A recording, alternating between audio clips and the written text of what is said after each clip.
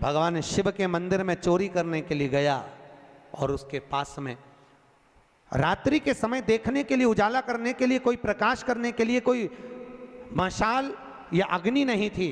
उसने शंकर जी के मंदिर का त्रिशूल उठाया, अपने कंधे का पिछोड़ा उठाया, उसको लपेट कर उसमें दिए से आग लगाकर त्रिशूल से चारों तरफ घुमा घुमा कर उजाला कर कर देखने लगा।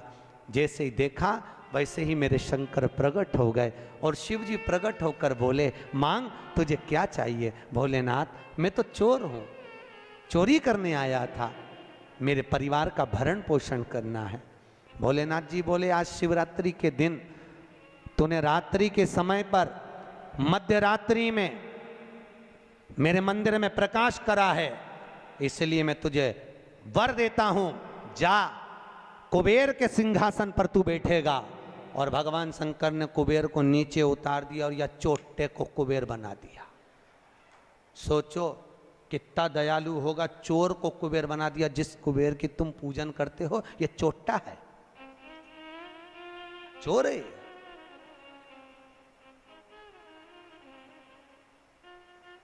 और यही कुबेर जब खूब धनपति बन गया, खूब अपार धन आ गया, तो इसने पूरे 33 करोड़ देवी देवताओं को निमंत्रण करने बुला लिया। आओ साहब हमारे यहाँ आकर भोजन करो। क्यों? सबको दिखाने के लिए हमारे यहाँ का राज सत्ता तो देखो कितनी है। अब वो चोर को कुबेर बना दिया, सबको बुलाया, सबको, और शंकर जी को बुलाना भूल गया। इतने में देवऋषि नारद जी वहीं से आ गए। नारद जी ने कहा, क्या बात है कुबेर जी? कुबेर जी बोले, आज हमारे यहाँ भोजन है, कल आप भी आना, बड़े प्रेम से पाना। नारद जी बोले, हम तो पालेंगे, पर ये तो बता चोटे, तेरे को जिसने कुबेर बनाया उसको बुलाया? कि महाराज मैं उसको भूल गया। होता है, दुनिया के लोगों की रीति है। जब व्यक्ति जिसके माध्यम से आगे बढ़ जाता है, बढ़ते चले गया, धनपति हो गया, सब कुछ बना लिया, पर जिसके पूंजी से, जिसके धन से, जिसकी संपदा से, जिसके आशीर्वाद से व्यक्ति आगे बढ़ता है, उसको व्यक्ति भूल जाता है। बस उसी को भूला, उसी को।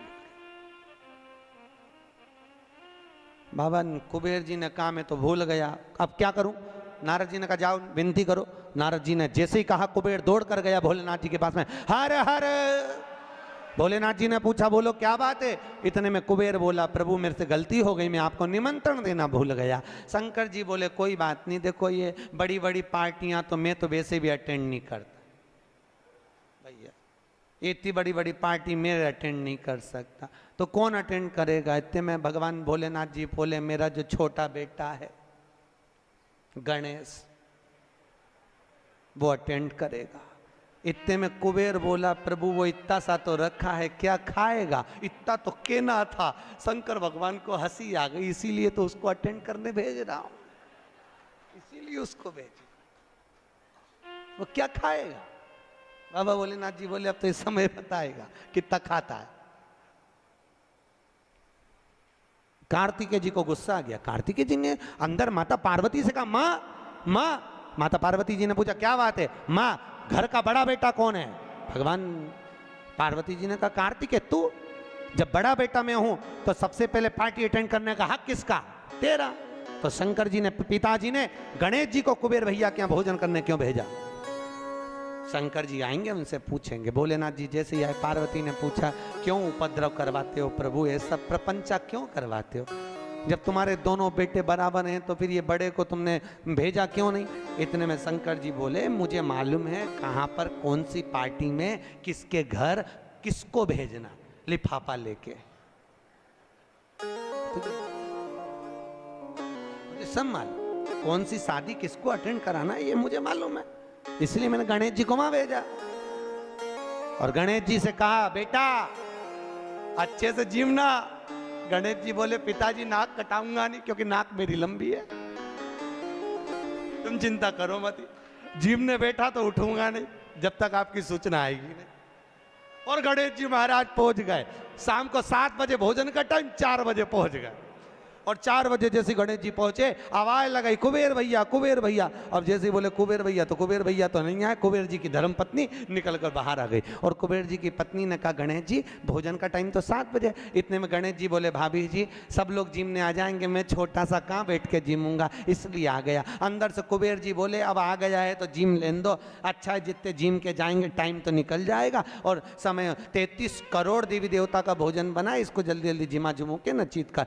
ऐसे गणेश जी को बिठाया, आओ गणेश जी बैठो। भाभी ने कहा बैठो। गणेश जी बोले भाभी बैठ जाऊं? हाँ बैठ जा। चौकी लगा के गणेश जी के बिठा दिया, और अब थाली जैसे ही लगी, भाभी थाली लगा के लाई, गणेश जी खाते गए। जैसे खाते गए 33 करोड़ देवी देवता का भोजन 15 मिनट में निपटा गया। 33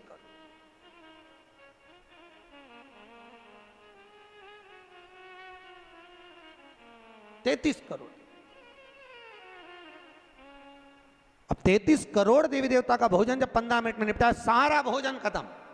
गणेश जी आवाज लगाए भाभी और लिया। भाभी गई तो चने की दाल की बोरी, चावल की बोरी, आटे की बोरी सूखी सूखी धरी आई, वो सूखा सूखा ही खा गया। घर का जितना माल था, दुकान का जितना माल, भंडारे का जितना माल सब खा गया। इतने में कुबेर जी की पत्नी दौड़ती दौड़ती गई, स्वामी स्वामी। स्वामी जी बोले क्या हो गया? कुबेर जी बोले हुआ क्या कि वो सब खा गया। कि कौन? तो कि वो गणेश। तो कि वो तो इतना सा था। तो वो इतना सा तो है पर तोन जोरदार है, सब खा गया। इतने में कुबेर जी नारद जी के पास पहुंचे, तो नारद जी तो आनंद में लगे हुए थे, खूब अलमस्ती। नारद तो नारद, वो तो अलमस्ती में। श्रीमन्नारायण श्रीमन्नारायण श्रीमन्नारायण श्रीमन्नारायण श्रीमन्नारायण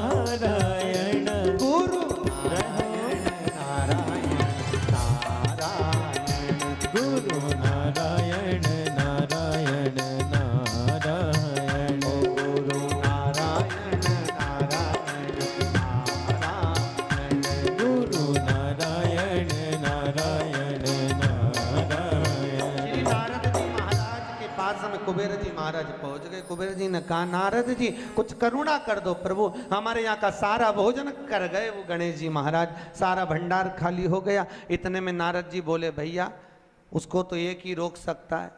कौन? कौन रोकेगा? कि भोलेनाथ जी के सिवाय कोई नहीं रोक सकता। जाओ भोलेनाथ जी से विनती करो। और उसी समय पर कुबेर जी दौड़ कर गए भोलेनाथ जी के पास में। हे शिव, हे शंकर, हे कैलाशी, हे अविनाशी, हे भोलेनाथ। भोलेनाथ जी ने पूछा बोलो क्या बात है कुबेर, तुम्हारा मुख उतरा हुआ है? कुबेर जी ने कहा प्रभु वो गणेश जी। शंकर जी बोले गणेश को क्या हो गया? वो दुनिया को सब कुछ कर देता, उसको क्या हो गया?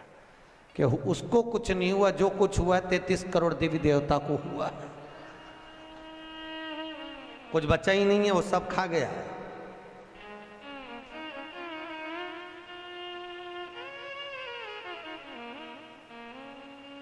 भगवान शिव ने कहा क्या चाहते हो? उनको जीमने से रोक दो प्रभु, कुछ बचा ही नहीं है, आप देखेंगे। शंकर जी ने एक दुर्बा उठाकर दे दी कि गणेश जी को दे देना कि ना ये दांत खरोच ले।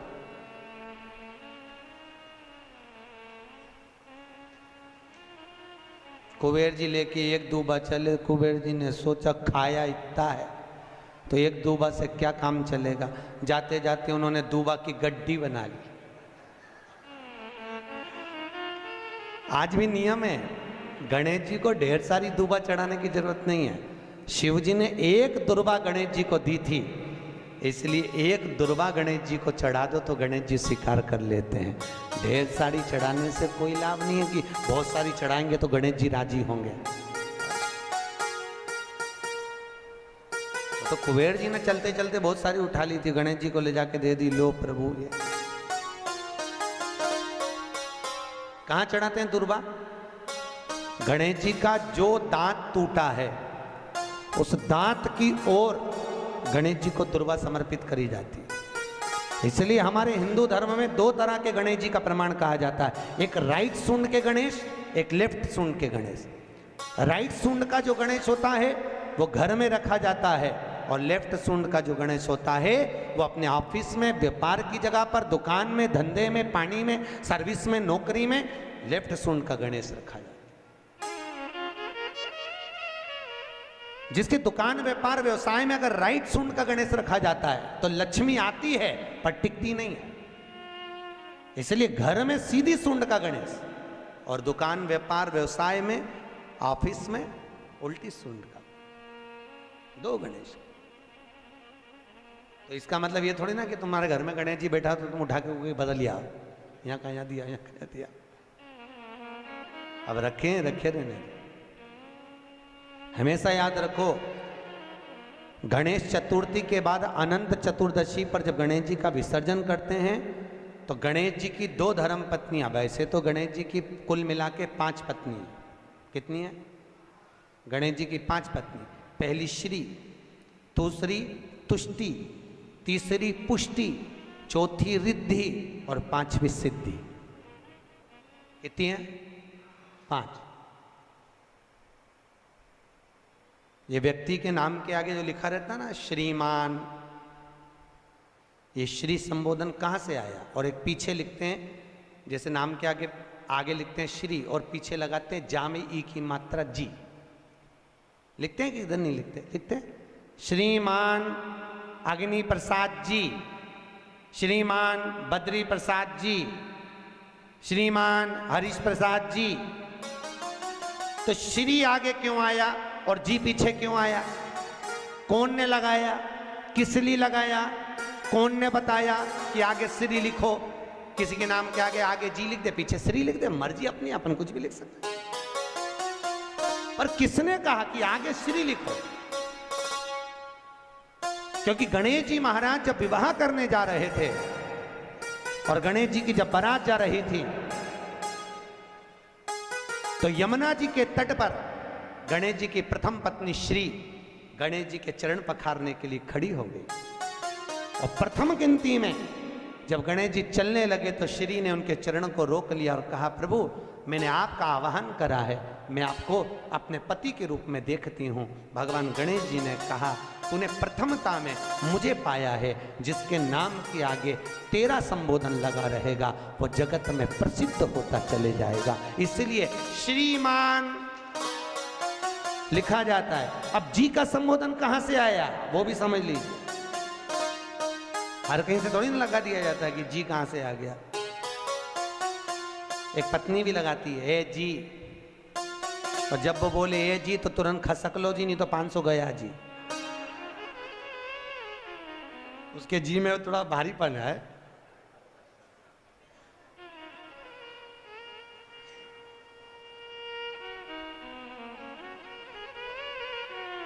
तैतीस करोड़ देवी देवता में सबसे सुंदर जोड़ी थी शंकर और पार्वती की। सही है कि गलत है?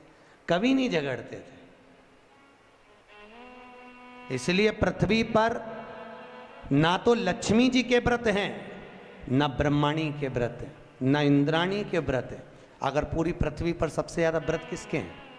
माता पार्वती। तीज का व्रत किसका? पार्वती का। चतुर्थी का व्रत किसका? पार्वती का। चौथ का व्रत किसका? पार्वती का। छठ का व्रत किसका? पार्वती का। जितने व्रत है सब माता पार्वती। लक्ष्मी जी का कोई व्रत है क्या? अरे बोलो तो, ये आप लोग वो वैभव लक्ष्मी का व्रत करते हो, ये पुराना व्रत नहीं है, ये तो अभी अभी लोगों ने चालू कर दिया। ये लक्ष्मी, यहाँ कई लोग अमावस्या के दिन, दिवाली के दिन व्रत रख लेते हैं, हमारे शास्त्रों में उसका भी प्रमाण नहीं है। वो तो तुम लक्ष्मी के चक्कर में रख लेते हो कि दिन भर भूखी रहूंगी तो लक्ष्मी जल्दी आ जाएगी। नहीं तो ये हमारे शास्त्र में प्रमाण नहीं है लक्ष्मी जी के व्रत का। कहीं सरस्वती का व्रत है क्या? ब्रह्माणी का? अरे बोलो तो सर, बसंत पंचमी के दिन रखती हो कि सरस्वती का व्रत? नहीं, केवल एक व्रत माता पार्वती का। क्यों नहीं है? लक्ष्मी का व्रत इसलिए नहीं है क्योंकि माता लक्ष्मी भगवान नारायण को श्राप दी थी।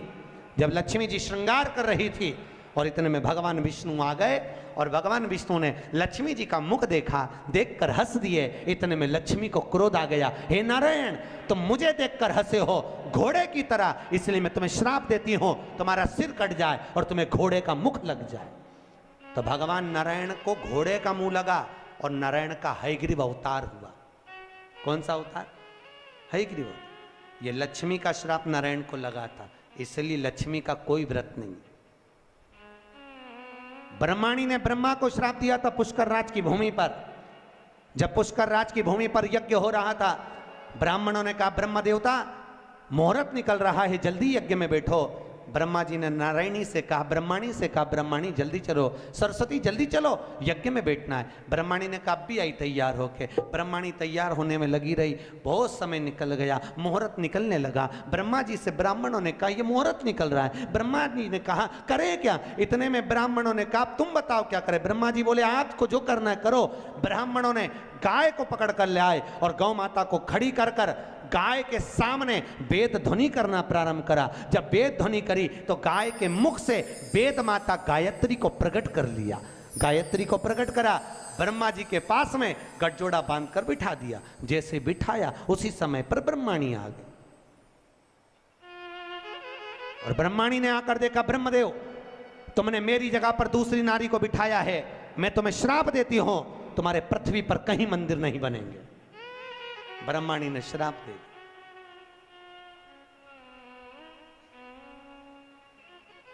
कहीं पर मंदिर है ब्रह्मा जी का? केवल एक जगह पुष्कर जी में, जहां यज्ञ करा था वहां।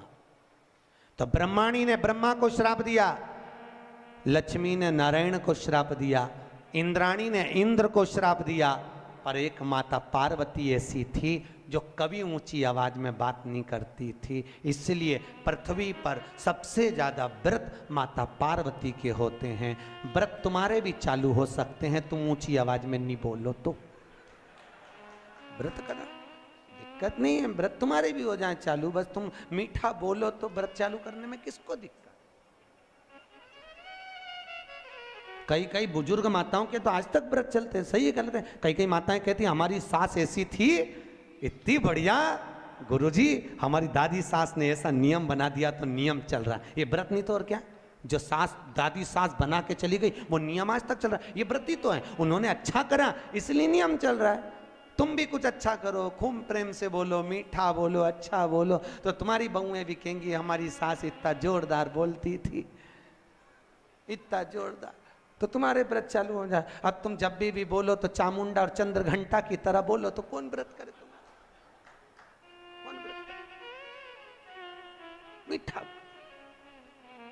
अच्छा बोलो, विद्वत्ता से परिपूर्ण बोलो, प्रखर। अब केवल एक मां, समय आया, श्री वेद व्यास जी ने वर्णन किया है शिव महापुराण का सुंदर लेख का आनंद। 24,000 श्लोक शिव महापुराण में है, 12 संहिता, 12 खंड है। देखो, भागवत की रचना वेदव्यास जी ने इसलिए करी कि वेदव्यास जी को अपने मन में आत्मा की शांति के लिए कुछ करना था, आत्म तृप्ति के, आत्मोद्धार के लिए। और जब आत्मोद्धार के लिए वेदव्यास जी ने श्रीमद् भागवत की रचना कर दी, उस रचना के बाद में जगत के लोगों को जगत कल्याण के लिए, जिसको देखो कोई तन दुखी, कोई मन दुखी, कोई धन बिन रहत उदास, तुलसी या संसार में सुखी राम का दास। भगवान वेदव्यास जी ने देखा दुनिया के लोग बड़े दुखी हैं, कोई धन से दुखी है, कोई तन से दुखी है, कोई मन से दुखी है। तो वेदव्यास जी ने सोचा अब करा क्या जाए। तब वेदव्यास जी ने उसी समय शिव महापुराण की रचना कर दी, जगत के कल्याण में। जगत शिव महापुराण,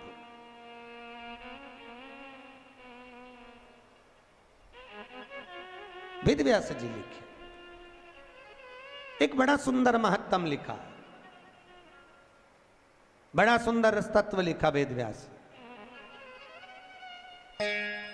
शिव महापुराण के लिए। कहते हैं भागवत पितरों को तारती है, रामचरितमानस जीव को तारती है।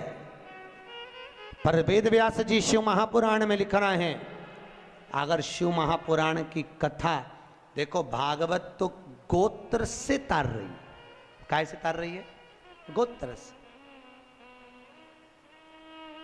सुनिए भागवत, अरे बोलो तो सुनिए।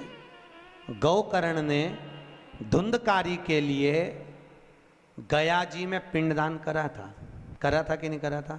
उसके बाद भी धुंधकारी तरा था क्या? अरे बोलो तो नहीं तरा। गया जी में पिंडदान करने के बाद भी धुंधकारी नहीं तर पाया। क्यों नहीं तरा? क्या गया से मुक्ति नहीं मिलती लोगों को? अगर गया से मुक्ति नहीं मिलती तो दुनिया के लोग गया जी में जाके पिंडदान करते क्या?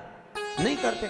गया भी मुक्ति का केंद्र है, गया जी से पिंडदान करने से लोगों को मुक्ति मिल जाती है। पर धुंधकारी को क्यों नहीं मिली? उसका कारण था क्योंकि जब जब गोकर्ण पिंड देता था, धुंधकारी का नाम बोलता था, अपना गोत्र बोलता था, पर उसको ये नहीं मालूम था कि ये धुंधकारी मां की संतान नहीं, धुंधकारी तो किसी सहेली की संतान थी और मां पैसे देकर उसको गोदी लेकर आ गई थी। नाम अपना दिया, गोत्र अपना दिया, पर यह नहीं समझ पाया कि ये दूसरे की संतान है, इसलिए वो तर ही नहीं पाया।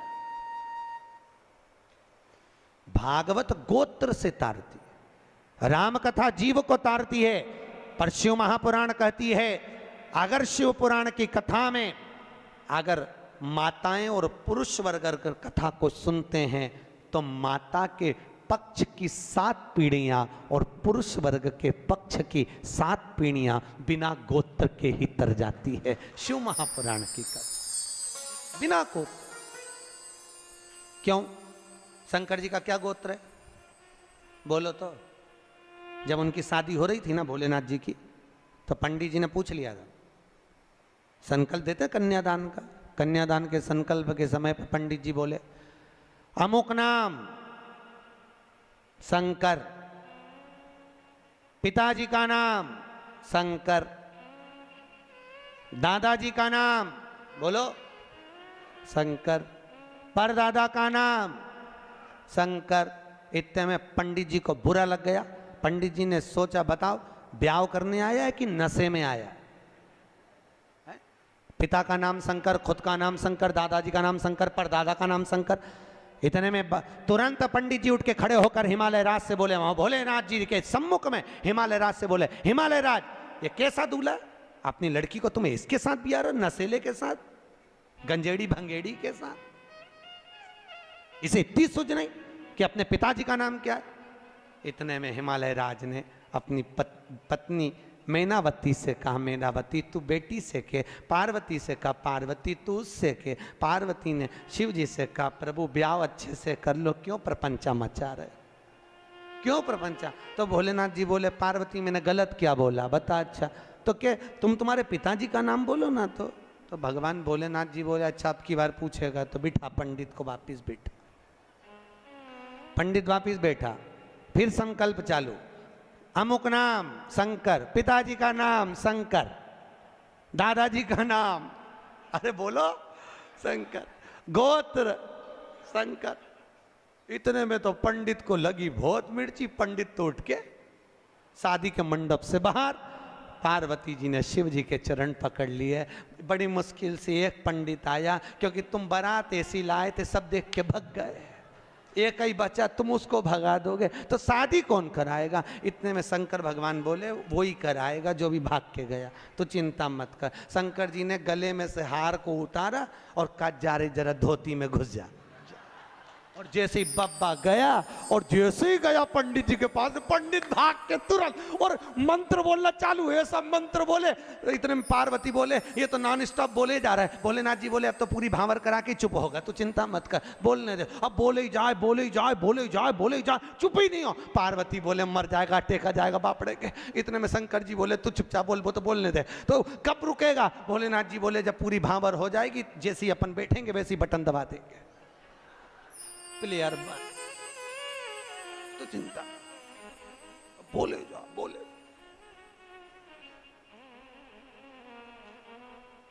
पार्वती बोली, अभी भी चुप नहीं हुआ। भोलेनाथ जी ने कहा, 7 भावर हो गई, अब तो हार हार। और जैसे ही भोलेनाथ जी ने हाथ धरा, बटन, अब नहीं बोला कुछ भी। शंकर जी ने पूछा, पंडित जी दक्षिणा। अब चुप हो ही बैठा, बोले तो बोलेगा, अगर बोल दे और दूसरा पप्पा भेज दे तो आप बोल के कहा आप तो बोल लेना, दक्षिण का हलवा।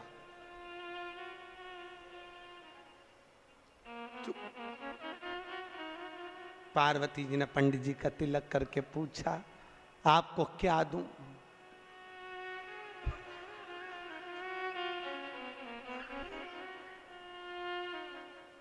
हिमालय राज पूछे, पंडित जी कुछ तो ले लो।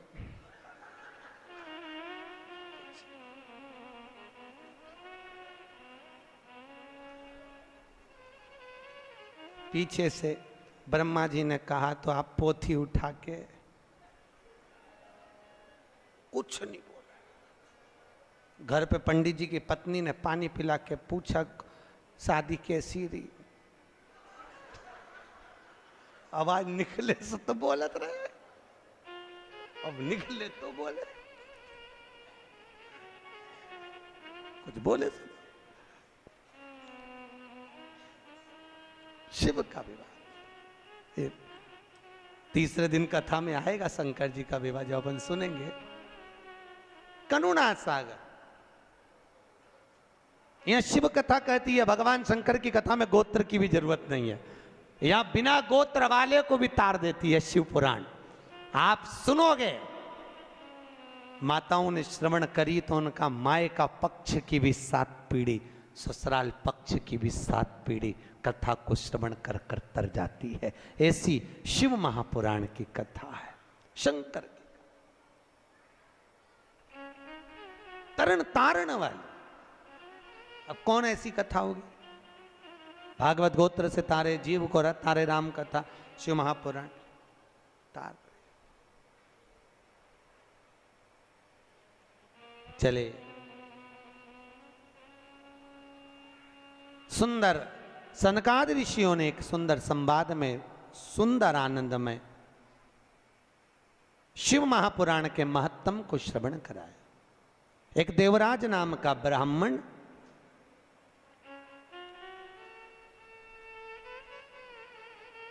ब्राह्मण कर्म से वंचित रहा। देखो, हमारा जन्म जिस कुल में, जिस गोत्र में, जिस जगह पर हुआ है, हम उस वर्ण के अनुकूल रहे। ब्राह्मण का कर्म है शास्त्र पढ़ना, शास्त्र सुनाना। वैश्य का कर्म है धन एकत्रित करना। क्षत्रिय का कर्म है रक्षा करना। शूद्र का कर्म है इन तीनों वर्णों की सेवा। पर आज के जमाने में सब अपने अपने वर्ण से विभाजित हो गए। द्रौपदी के सम्मुख में एक प्रश्न आया था। द्रौपदी के सम्मुख में सामने एक प्रश्न आया था। अश्वत्थामा ने द्रौपदी के सोते हुए 5 पुत्रों का वध कर दिया। सुनिए कथा भागवत जी में। द्रौपदी के सोते हुए 5 पुत्रों का वध अश्वत्थामा ने करा था।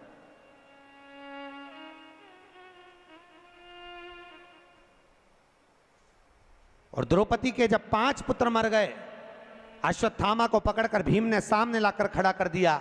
द्रौपदी के हाथ में तलवार दे दी, मार दे द्रौपदी इस अश्वत्थामा को। द्रौपदी कहती है इसको नहीं मार सकती। क्यों?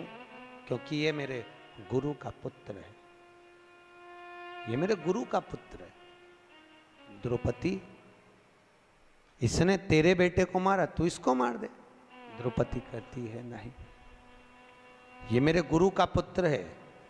ये ब्राह्मण होकर अपने कर्म से वंचित हो गया, पर मैं क्षत्राणी होकर अपने कर्म से वंचित नहीं होंगी। मैं इसको नहीं मारूंगी, मैं इसको मारूंगी नहीं।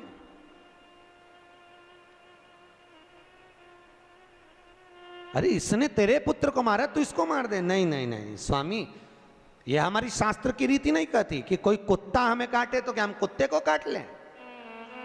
ऐसा होता है क्या? अरे बोलो तो सही। पर घर में ऐसा ही होता है। सास ने कुछ बोला और बहू ने पलट के जवाब दिया, तो ये तो वही बात हो गई कि कुत्ता तुम्हें काटा तो तुम कुत्ता काट गई। बात तो यही है भैया। शिव महापुराण की कथा कर रही है। सास कुछ बोले, पिता कुछ बोले, बहू और बच्चों को चाहिए कि पलटकर जवाब ना दे, ना जवाब दीजिए। कई लोग कहते हैं हमारी सास हमें बहुत गाली देती है, महाराज हमारी सास बहुत अपशब्द बोलती है। बोलने दो,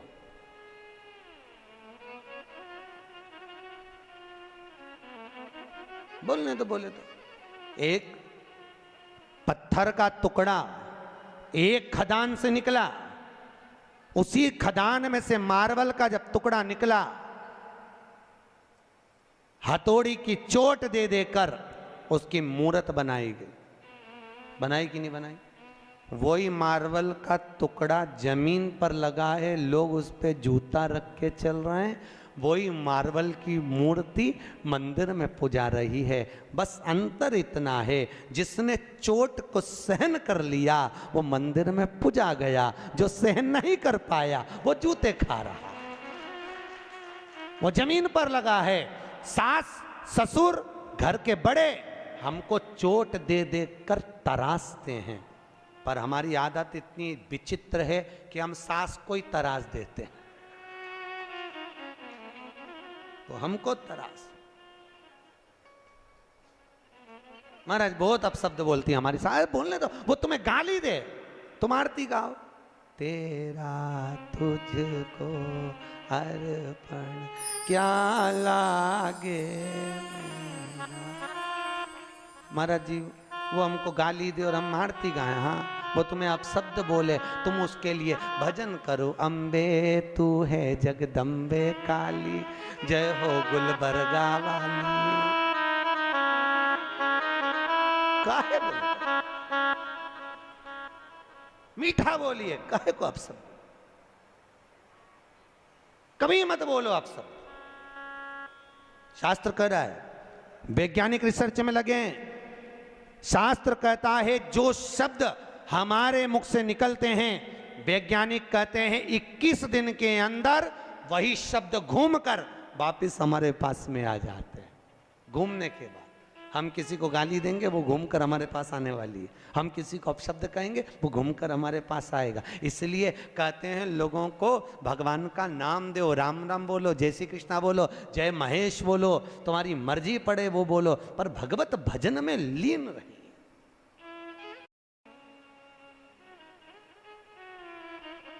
भगवत भजन में एक जगह शिव महापुराण की कथा करने गए थे, कौन सा स्थान था, मंगरूल पीर। वहां पर हमारे मारवाड़ी समाज के महेश्वरी बंधु कुछ बोले कि हम तो वेंकटेश भगवान को मानते हैं, हम कथा में नहीं आएंगे, तुमने गलत कथा रख ली शिव महापुराण की।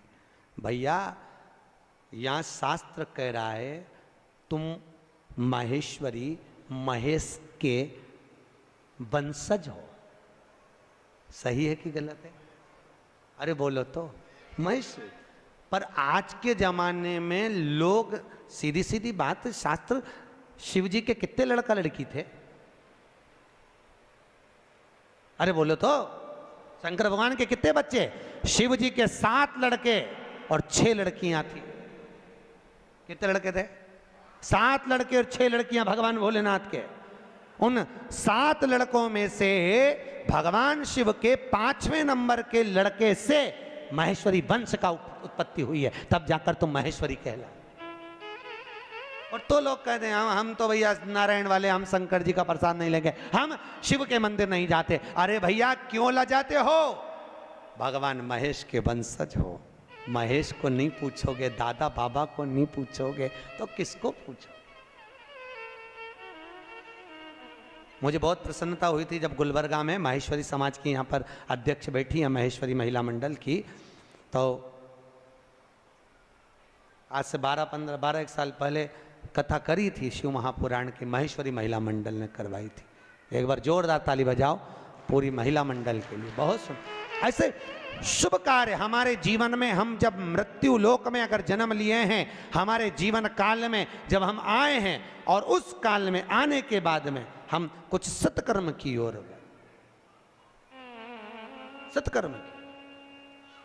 ये जितने मारवाड़ी हैं, चाहे अग्रवाल हो, चाहे महेश्वरी हो, चाहे ये ओसवाल कहते हैं, दिगंबर कहते हैं, हम वहां से निकले, हम वहां से निकले, इन सब की उत्पत्ति शंकर से, किसी की भी उत्पत्ति बाहर से नहीं, किसी की उत्पत्ति बाहर से, सब शिव के, सब शंकर के, जितने मारवाड़ी, ओसवाल, खंडेलवाल, अग्रवाल, महेश्वरी, ये जितने जितने जितने जितने हैं सब शिव के दिए हुए। शंकर भगवान की जो 6 लड़कियां हैं, जया, विषहरा, आदिक आदिक आदिक आदिक, इन सब से उत्पत्ति है पूरी खांबों की। कहां डूब? देवराज ब्राह्मण होकर अपने कर्म से वंचित हो गया, और देवराज जब अपने कर्म से वंचित हुआ, एक बार शिव जी के मंदिर में पहुंच गया, शंकर जी के मंदिर में उसको ताप आ गया, बुखार आ गया, कहां जाऊं, बहुत ठंड लग रही थी, शिव मंदिर में छुप गया। कोई ब्राह्मण शिव महापुराण की कथा कर रहा था, और भगवान शंकर की कथा को जब ब्राह्मण कर रहा, कथा को देवराज ने श्रवण कर ली। श्रवण करते ही उसका चित्त भगवान शंकर के शिवलिंग में लीन हुआ। सामने शिवलिंग था, उस शिवलिंग को देखता रहा। शिवलिंग, शिवलिंग जानते हो? अरे बोलो तो, किसका प्रतीक है? शंकर का। लिंगायत संप्रदाय के अंतर्गत, अगर आपके यहां पर लिंगायत संप्रदाय है, तो लिंगायत संप्रदाय के अंतर्गत जितना प्रामाणिकता भगवान शंकर के शिवलिंग की है, लिंगायत संप्रदाय के अंतर्गत माता हो, पुरुष हो, गले में चांदी की कटोरी में भी शंकर का शिवलिंग धारण करती। शंकर का शिवलिंग। लिंगायत संप्रदाय के अंतर्गत अगर घर में बच्चा जन्म लेता है तो मां उस बच्चे को दूध नहीं पिलाती जब तक के लिंगायत संप्रदाय का मंत्र उस जन्म लिए बच्चे के कान में नहीं दे दिया जाता, तब तक उसको मां दूध भी नहीं पिलाती। जो यहाँ पर लिंगायत संप्रदाय का अगर कोई बैठा होगा तो उसको मालूम होगा। बैठा कोई माताएं बैठी हैं? अरे वाह, जोरदार ताली बजाओ पूरी लिंगायत संप्रदाय के लिए, बहुत बहुत धन्यवाद। शंकर भगवान के शिवलिंग का स्मरण करना, शंकर के शिवलिंग का जलोभाग ग्रहण करना, शंकर भगवान के शिवलिंग को आनंद सुख में अपने गले में धारण करना, ये हृदय से शिव को लगा कर रखना, शंकर को अपना बना। हमारे अग्रवाल जी से हमने पूछा, बोले गुरुजी कल शोभा यात्रा वो ईश्वर मंदिर से निकलेगी। हमने पूछा वही मंदिर क्यों चुना तुमने पूरे गुलबर्गा में से? कहे गुरुजी हम वहाँ पर हर सावन में हर सोमवार को जाते रहते हैं, बाबा भोलेनाथ जी से कुछ जान पहचान ऐसी हो गई, बाबा छोड़ते नहीं हैं और हम छूटना नहीं चाहते, तो जिससे दिल लग जाता है। तो शंकर का शिवलिंग से अग्रवाल जी आपका दिल लग गया तो वो लिंग तुम्हारा हो गया और तुम उस शिवलिंग के हो गए, शिव तुम्हारा। ये देखो दिल लगाना बहुत जरूरी है। अमेरिका वालों ने रिसर्च करा है, अटैक की बीमारी से बचना हो तो दिल लगा लो। वो बोल रहे हैं कुत्ता पालो, वो कह रहे हैं गैया ये पालो वो पालो। हमारे वैज्ञानिकों ने, हमारे संतों ने, हमारे राष्ट्र के संत वेदव्यास जी आदि का आदि जितने संत हुए उन्होंने तो पहले से ही कहा इस दिल को लगा कर रखिए। अगर ये दिल संतों में लग गया, सत्संग में लग गया, गौ माता की सेवा में लग गया, शिवलिंग में लग गया, तो फिर ये दिल अगर वहां खुल गया तो फिर हॉस्पिटल में नहीं खुलेगा। हॉस्पिटल में उसी का दिल खुलता है जो सत्संग में नहीं खुला। इसलिए अटैक की बीमारी उसी को आती है, समझ गए?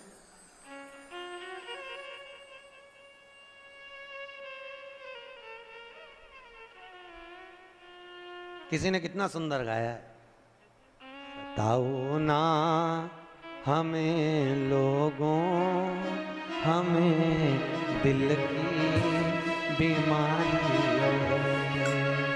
सताओ ना हमें लोगों, हमें दिल की, बोलो तो, बीमारी। हमारा वेद काशी में वो त्रिपुरारी है, हमारा वेद काशी में वो त्रिपुरारी है। सताओ ना हमें लोगों, हमें दिल की बीमारी। हमारा दिल में एक बीमारी है और जिसके दिल में बीमारी लग गई उसका एक मरीज का एक डॉक्टर, और वो डॉक्टर भी मेरा कैलाशी अविनाशी, मेरा शंकर, मेरा विश्वनाथ है। दुनिया में कोई इलाज नहीं कर सकता जो मेरा शिव कर सकता है। शंकर जो, कौन करेगा?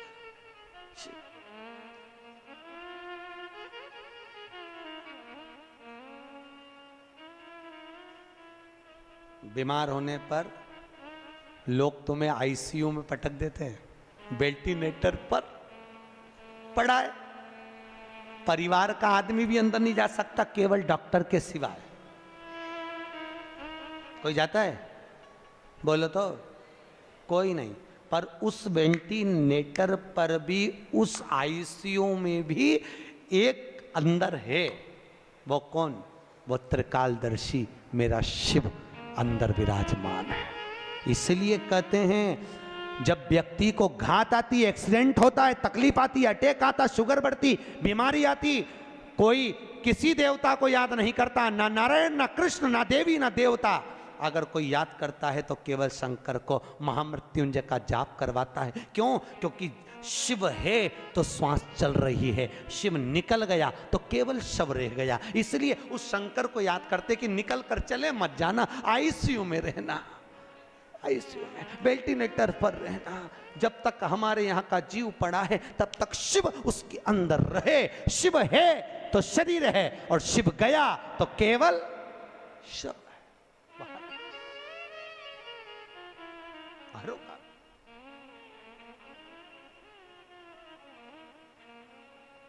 हमारा वेद दुनिया में वो त्रिपुर।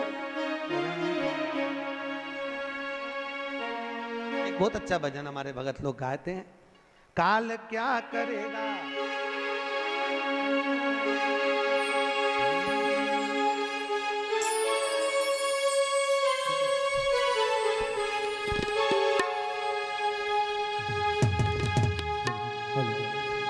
काल क्या करेगा महाकाल के आगे। कर लूंगा दो बात मैं उस काल के आगे। कर लूंगा दो बात मैं उस काल के आगे। वो काल क्या करेगा महाकाल के आगे। वो काल क्या करेगा महाकाल के आगे। बोलो तो ना।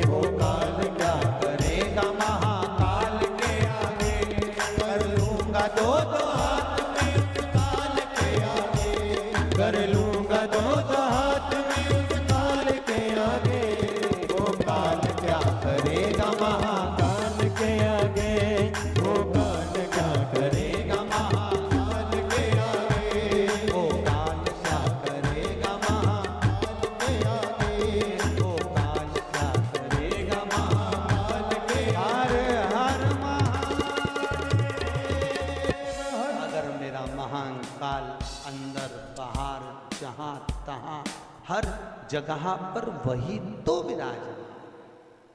दूसरा है कहां पहुंचा है, हर जगह पर तलातल रसातल वायुचर जीव जहां जहां देखो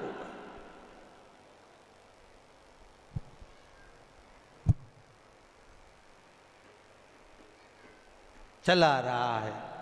शिव है तो तुम कथा भी सुन रहे हो। सही है कि गलत है? शिव है और शिव नहीं तो कुछ। जोड़ जोड़ के मर गए यहीं पे छोड़। जब कोई मर जाता है तो लोग पूछते हैं गुरुजी ये बताओ लोग मर गए तो राम नाम सत्य कहते कहते कि नहीं कहते? और वो उसके अर्थी लेके जाते हैं तो फेंकते फूल मखाना और चिल्लर खुला पैसा इधर फेंकते कि नहीं फेंकते? फेंकते। क्यों फेंकते? हमने कहा भैया गरुड़ पुराण में लिखा है फूल इसलिए फेंकते हैं श्रद्धांजलि के। मखाना इसलिए फेंकते हैं कि परिवार पूरा फूला फूला छोड़ के गया, इसलिए। ये पैसा क्यों फेंकते हैं? तो हमने कहा गरुड़ पुराण में नहीं लिखा, पर हम तो हमारे मन से कहते हैं कि मरने के वाले की छाती पे पैसा इसलिए फेंकते हैं कि पूरी जिंदगी जोड़ जोड़ के मर गया, अब तेरे बाप में दम हो तो उठा ले, उठा। एक एक रुपए के पीछे रात के 10-10 बजे तक बैठा रहा, खाने तक की फुर्सत नहीं मिली, कमाए कमाए कमाए, जोड़ जोड़ के मर गया, उठा राम नाम। अरे बोलो तो, सत्य है राम नाम, उठा। अब दम हो तो उठा ले। और कल्ला ठूर जैसा पड़ा और छाती पे पैसा पड़ा, जिसके लिए पूरी दिन दिन रात रात लगा दी, खाने की फुर्सत नहीं, कमाओ कमाओ कमाओ, जोड़ो जोड़ो, 8 बजे से लेकर रात के 10-10 बजे तक दुकान नहीं छोड़े, कमाओ कमाओ कमाओ, एक एक रुपए के पीछे झगड़ा कर ले। अब उठा, उठा। खुद की औलाद खुद की छाती पे फेंक रही, राम नाम सत्य के क्या, उठा ले। अच्छा ऐसा पड़ा, उठा ले। अब तो नाक में भी रुई धरी, उठा, उठाओ। जिसको कमा कमा के मर गए उसी को तुम्हारी छाती पे पटका कि ये रुपया किसी काम का नहीं दादा, कर लिया सो काम है, भज लिया सो राम है, और दे लिया सो दान है।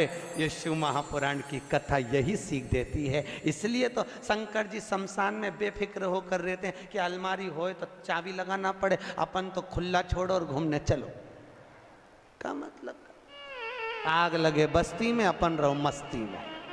का मतलब क्या मतलब? नामदेव जी का चरित्र सुना? नामदेव जी, एक बार नामदेव जी की कुटिया में आग लग गई, गांव के लोग इकट्ठे हुए, उन्होंने नामदेव जी के घर में से गद्दा वगैरह चटाई वगैरह निकाल ली, थोड़ी किताब।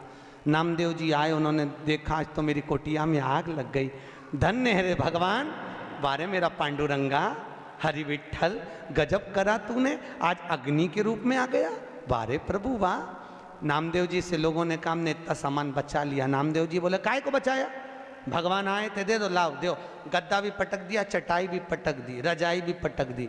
गांव के लोगों ने सोचा अपन ने तो बचाया, बताओ इसको देखो तो सही, पूरा आगी में पटक दिया, अगली बार लगने दे आग, अपन एक चीज नहीं बचा। और एक गांव का लोग इसको ओढ़ने के लिए कुछ मत देना, ठंड का समय, ठंड में मर जाएगा अपने आप। नामदेव जी आगी लगी, कुकड़ते कुकड़ते सो रहे हैं। गांव के लोगों ने कहा एक रात सोएगा ना बिना रजाई गद्दा के मर ही जाएगा, मत दो एक भी। गांव के लोगों ने दिया ही नहीं, सब चले गए। इसको सबक देना जरूरी है। नामदेव जी रात को सोए, भगवान ने सोचा अग्नि के रूप में भी मेरा दर्शन करा इस नामदेव ने, मेरा भगत है, ऐसा ठंड में उकड़ उकड़ के मर जाए क्या मतलब। भगवान रात को आके मखमल का गद्दा बिछा के, मखमल की रजाई, सुंदर तकिया, सुंदर झोपड़ा बना के भगवान ने उसको सुलाया। गांव के लोगों ने सोचा चलो चल के देखे जिंदा है कि मर गया। जो जाके देखा वे तो मखमल के गद्दे रजाई में, एक नंबर झोपड़े में सो रिया। नामदेव जी को जगा के गांव के लोगों ने पूछा क्यों इतना जोरदार झोपड़ा किसने बनाया, महल जैसा? कौन आया था, तुम्हारा रिश्तेदार? नामदेव जी बोले हाँ। एक रात में बना गया? हाँ भैया नामदेव, तेरा रिश्तेदार झोपड़ा अच्छा बनाया है, ऐसा झोपड़ा हमारा भी बनवा दे। नामदेव ने कहा लगाओ आग। अभी तुम्हारे घर में आग लगाओ, वो बना के जाएगा। प्रैक्टिकल तो करो, करो तो सर। आदमी कितनी मेहनत करा वो नहीं दिखता, परंतु ये महल कैसे बन गया, ये इतना माल कैसे आ गया, ये कैसे हो गया। अरे भाई मेहनत तो लगाओ आग, अपने अपने घर में भी लगाओ, अभी आएगा रात के बनाने, लगाओ तो करना पड़ता है। भजन नहीं करो तो भगवान मिले कहा। शिव करुणा सागर शंकर ने, देवराज भगवान शंकर के शिवलिंग का स्मरण कर कर शिव में समाहित हो गया, प्राण छूट गए, शंकर के धाम गया। महत्व वर्णन करता है कि बिंदुक नाम का ब्राह्मण था जिसकी धर्म पत्नी का नाम था चंचुला देवी। क्या नाम था? चंचुला। एक होती है धर्म पत्नी, एक होती है पत्नी। ये चंचुला जो थी ये धर्म पत्नी नहीं थी, ये पत्नी थी। धर्म पत्नी और पत्नी दोनों में जमीन और आसमान का अंतर होता है। धर्म पत्नी पति को धर्म के पथ पर लेकर जाती है, धर्म पत्नी पति को शिव महापुराण तक लेकर जाती है, और पत्नी पति को सिनेमा घर तक लेकर जाती है। अंतर है।